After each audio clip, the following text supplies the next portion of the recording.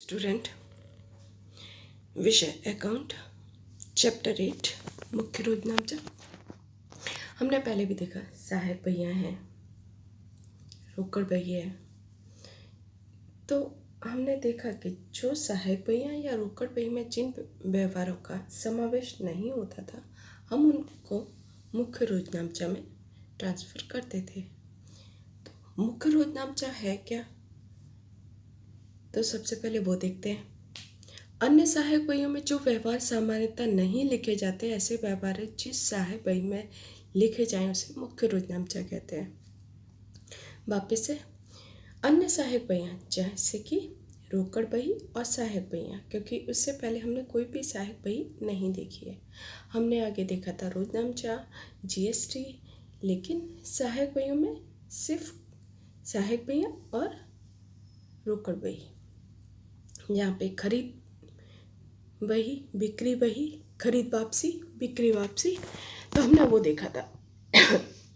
तो उसके अनुसार हम कह सकते हैं कि उन दो में जिनका समावेश न होता हो वो हम इसमें यानी कि मुख्य रोजनामचा में उनका ट्रांसफ़र करते हैं, यानी कि उनका समावेश मुख्य रोजनामचा में होता है। मुख्य रोजनामचा का उपयोग खूब ही मर्यादित रूप के व्यवहारों के लिए किया जाता है।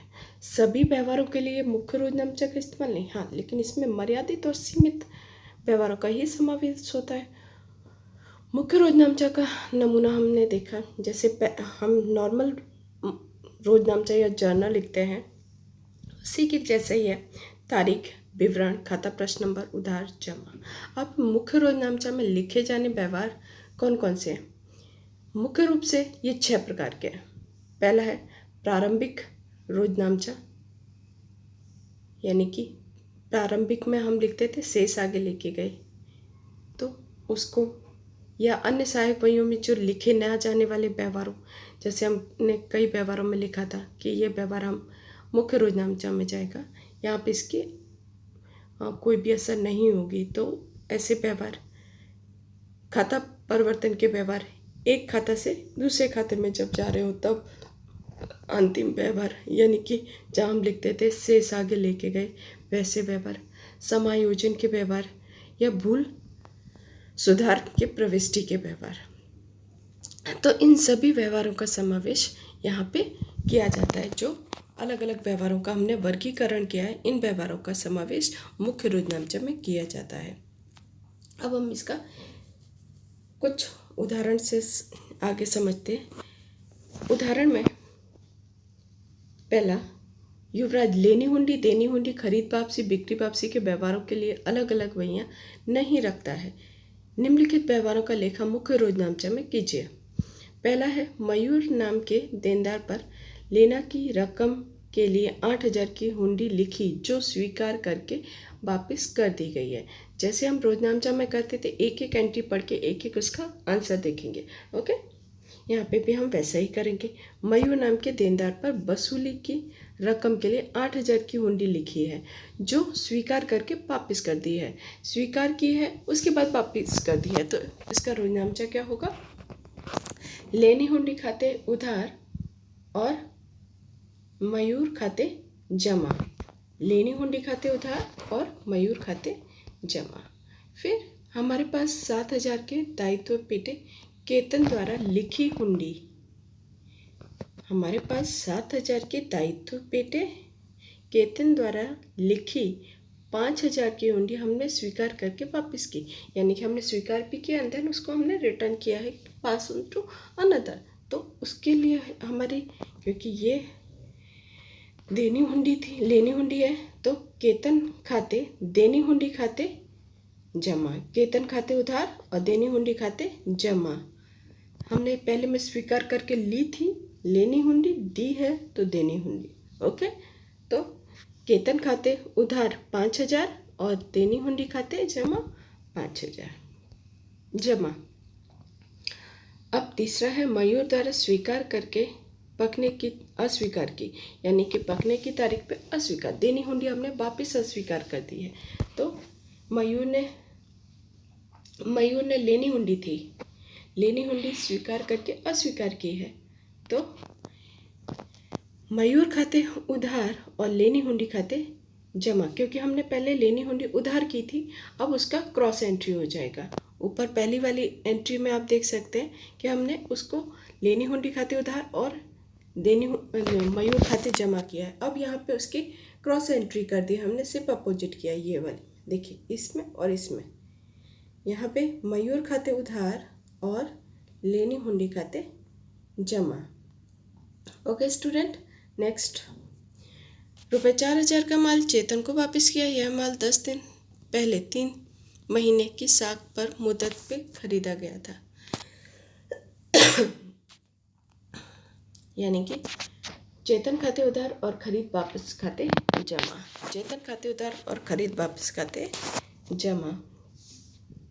अब पांचवा है, प्रवण को ने 2,000 का माल वापस किया है।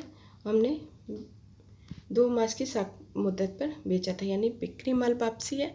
तो बिक्री माल वापसी खाते उधार, बिक्री माल वापसी खाते उधार और प्रणव खाते जमा।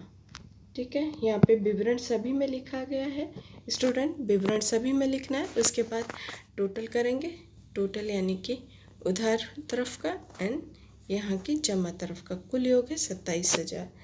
ओके स्टूडेंट, अब हम नेक्स्ट चलते हैं। कुछ खास तरीके के व्यवहार होते हैं जिनको अन्य सहायक वहियों में नहीं लिखा जाता है।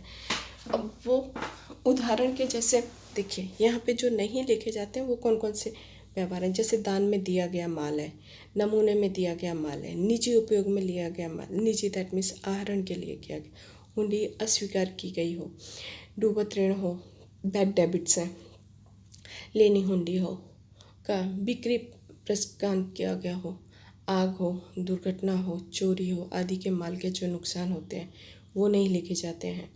घिसाई है, वो है, ये अमुक जो सहायक वहियों में नहीं लिखे जाते हैं व्यवहार या ट्रांजैक्शन नहीं किए जाते हैं, वो सभी ट्रांजैक्शंस को हम इस जर्नल के अंदर ट्रांसफ़र कर देते हैं। दैट मीन्स हम इसे रोकड़ या बिक्री या खरीदी में नहीं लिखते हैं, खरीदी पई, बिक्री पई, रोकड़ पई में नहीं लिखते हैं, तो हम इसे मुख्य रोजनामचा में लिख देते हैं। अब दूसरा एक और उदाहरण लेते हैं जिससे आपको और भी अच्छे से समझ आएगा।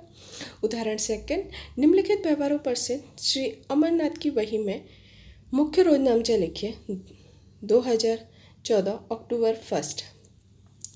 पहला, रुपये 1,500 का माल धर्मादा में दिया, तो इसका रोजनामचा क्या बनेगा? श्री अमरनाथ की मुख्य रोजनामचा है तारीख, फिर अक्टूबर 1, धर्मादा विवरण में लिखा जाएगा धर्मादा खाते उधार और खरीद खाते जमा, धर्मादा खाते उधार और खरीद खाते जमा, और अमाउंट में आएगा 1,500। दूसरा है 3,000 का माल नमूनों के रूप में बांटा, नमूने से गया माल है, यानी कि आपका विज्ञापन खर्च खाते उधार और खरीद खाते जमा, विज्ञापन खर्च खाते उधार और खरीद खाते जमा। विज्ञापन खर्च खाते उधार 3,000, खरीद खर्च खाते उधार 3,000।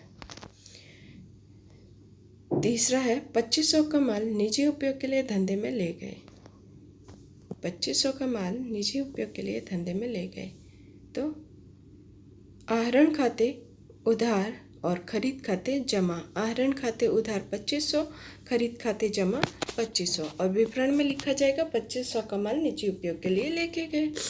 अब चौथा है 4,000 की हुंडी जो प्रियंका ने स्वीकार की थी उसके पकने की तारीख पर स्वीकार हुई है या अब हुई है, तो प्रियंका खाते उधार 4,000 और लेनी हुंडी खाते जमा 4,000 अस्वीकार हुई है, विवरण में लिखा जाएगा।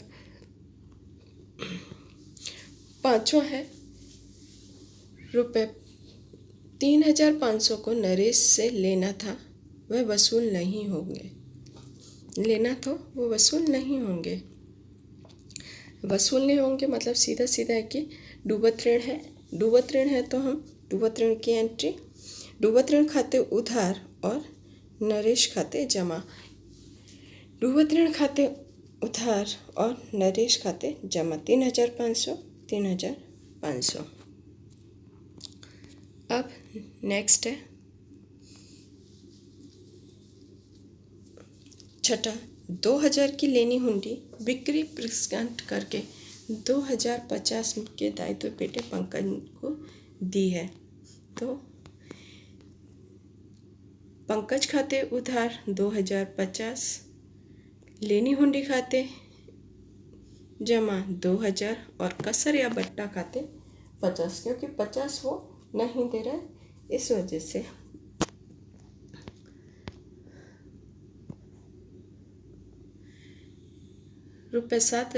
तारीख 7, 5000 मार आग लगा, बीमा ने कंपनी ने 4000 का दावा मंजूर किया।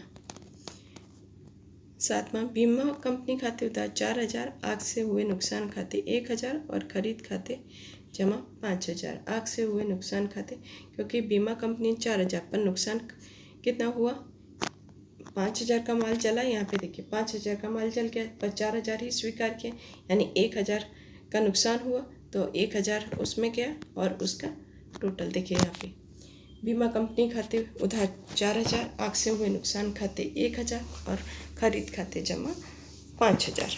आग से हुए नुकसान खाते, आग से जल गया माल और बीमा कंपनी ने 4000 का दावा स्वीकार किया उसका। ठीक है स्टूडेंट, अब लास्ट है 8 तारीख, ₹7000 की लागत की कीमत का माल देकर 8000 का माल खरीदा। फर्नीचर खाते उधार 7000 और खरीद खाते जमा 7000। फर्नीचर खाते उधार 7000 और खरीद खाते जमा 7000 और उसके बाद टोटल करेंगे। यहाँ पे विवरण में लिखा है 7000 का माल देकर 8000 का फर्नीचर खरीदा, लेकिन हमने कितने का पैसा दिया है या सामान दिया है वो इम्पॉर्टेंट है, कितने का लिया है उससे फ़र्क नहीं पड़ता है। हमने सिर्फ 7000 दिया है तो हम सिर्फ 7000 की ही एंट्री करेंगे। स्टूडेंट ये खास हमारे पास से जितना पैसे जा रहा है बस उसको ही हमें ध्यान रखना है।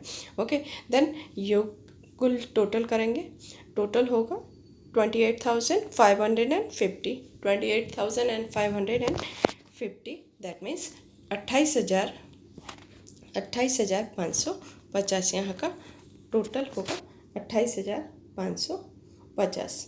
यहाँ पे आपके मुख्य रोजनामचा के सवाल उदाहरण इस तरीके से कंप्लीट होंगे। हमने जर्नल जैसे देखे थे वैसे ही यहाँ पे होगा, बहुत सारा बदलाव इसमें नहीं है। जो एंट्री नहीं हुई है उनकी एंट्री कर देने की, जिनकी नहीं हुई है या गलती से हो गई उनको हमें क्रॉस एंट्री कर देनी। बस इतना छोटी चीज़ें हमें देखनी या याद रखने की रहेंगी। Okay, thank you.